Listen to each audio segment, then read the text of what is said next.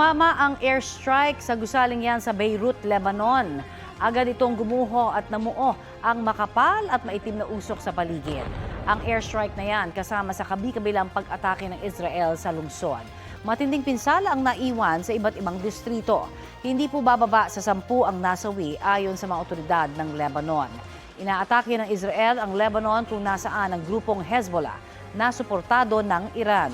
Ang Iran naman inatake ang mga energy facility ng Qatar at Saudi Arabia matapos akusahan ng Israel ng pag-atake sa kanilang gas fields.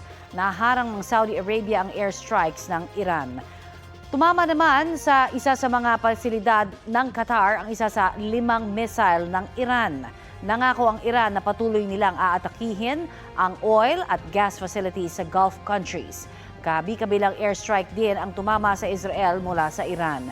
Pagbawi raw nila yan matapos mapatay ng Israel ang security chief ng Iran. Hindi bababa sa 2 ang nasawi. Bukod po dyan ay naglunsad din ng pag-atake ang Iran sa ilan pang lugar tulad sa West Bank at Iraq.